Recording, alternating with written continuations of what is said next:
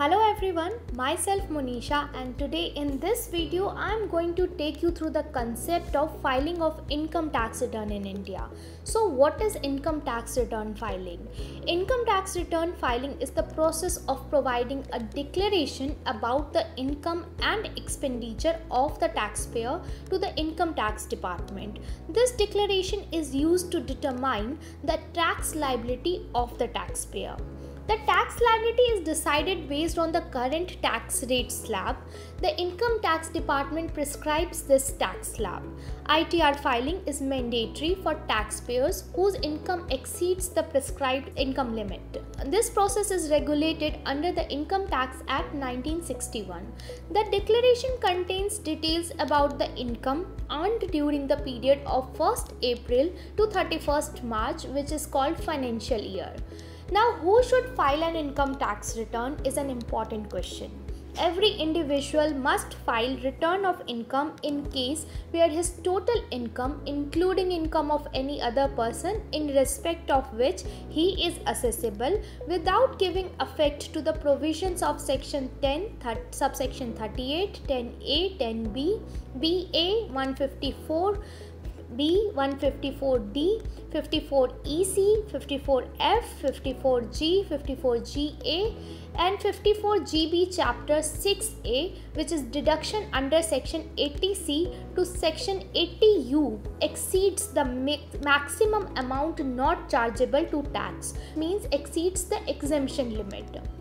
An individual being a resident as well as ordinary resident in India must file income tax return even if such individual's income does not exceed the maximum exemption limit on the following grounds: hold as a beneficial owner or otherwise any asset including any financial interest in an entity outside India, has the signing authority in an account located outside India, is a beneficiary of an asset including any financial interest in any entity located outside India.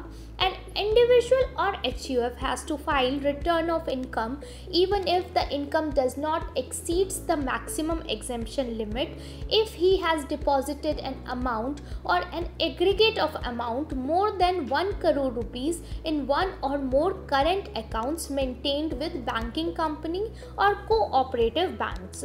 Or the individual or HUF has to file return of income mandatorily even if his income does not exceed the maximum exemption limit in a case where he has incurred more than 2 lakh rupees on travel to a foreign country either for himself or any other person. Further, an individual or HUF must file return of income even if the income does not exceed the maximum exemption limit if he has incurred expenditure of more than 1 lakh rupees on electricity consumption. The ITR filing is mandatory for partnership firms, sole proprietorship firms, companies and LLPs irrespective of their turnover, income, profit or loss. So what are the benefits of filing an income tax return? There are various benefits of filing income tax return. Some of them can be enumerated as proper documentation of financials. Documents related to ITR filing are proof of financials. Proper financial documentation is a must for availing loan or a visa. To avoid notice from the income tax authority, in case of delayed or incorrect submission of ITR, notice is served by an income tax department. Carry forward losses. With ITR filing, losses can be carried forward against house property and depreciation. Income tax refund. At the time of the income tax return filing, you can claim for income tax refund as well. For speedy visa processing. For speedy visa processing, embassies ask for the submission of income tax return for the last 3 years. Due dates for the income tax return filing.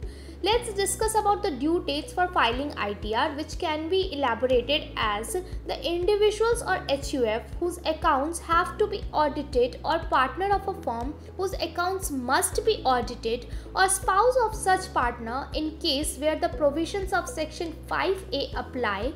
31st of October of the assessment year is the due date.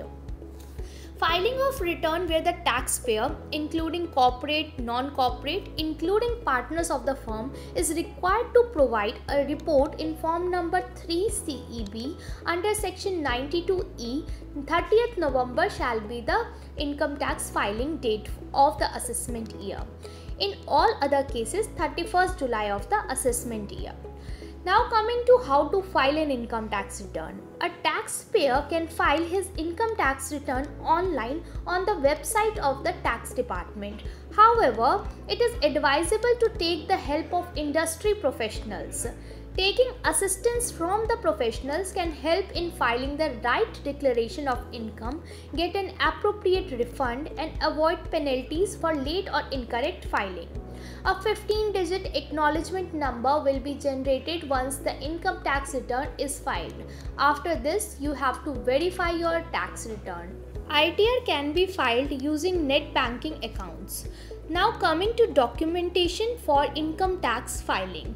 The following shall be required in case of ITR filing. Basic information such as PAN card, Aadhaar card number, and details of the current address will be required. Bank account details will be required of the given financial year.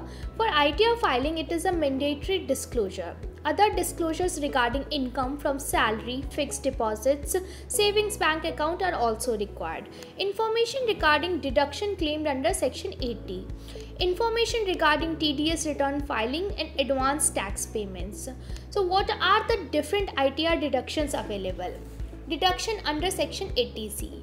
The amount paid or deposited in PF, PPF, LIC premium paid, NSC, that is National Saving Certificates, ULIP, principal repayment of housing loan, tuition fees, term deposit in the bank, deposit in the senior citizen savings scheme, etc.